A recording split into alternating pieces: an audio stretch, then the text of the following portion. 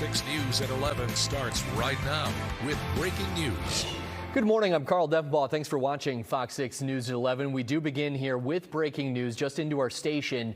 Milwaukee police are investigating after 6 young children, one of them just a 2-month-old baby, were found this morning locked in a storage unit. Christina Van Zels is live outside of the store safe location on Milwaukee's north side. Christina, we know a lot of this information is still coming in. You told us a forensic team just pulled up. So what do we know right now? Because this sounds like an awful story.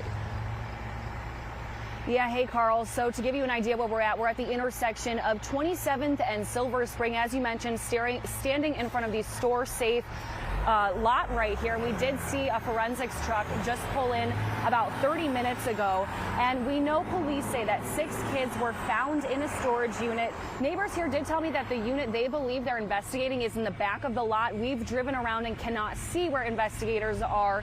It's hard to see from our vantage point, but we know that a 2-month-old baby and 5 kids ages 2, 3, 5, 7, and 9 were found.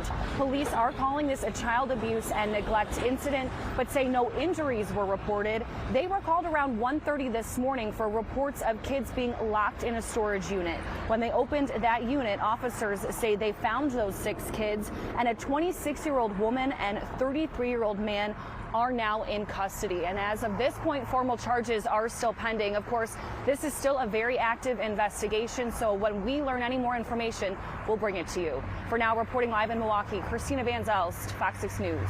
All right, Christina, on that breaking news for us today. And as she said, much more to come from this as investigators and the forensics team continues their work. Our other big story here at 11, the victims of last month's floods can now submit an application for financial aid from FEMA. Now, there are some steps that you need to take while filling it out. Our Bowen Kudrovich is in Glendale breaking down the process for you. Last week, President Trump approved a nearly $30 million for flood victims here in Wisconsin, but the mayor of Glendale here says he's a little frustrated over the process to get those dollars out to people. There are some steps you must take before you can qualify. First, flood victims must prove their insurance companies denied their claims. You cannot get help from insurance companies and FEMA at the same time. That rule alone is leaving some flood victims in limbo, as some flood victims are still waiting to hear back from their insurance companies. FEMA aid is a first-come, first-served basis, so time is ticking.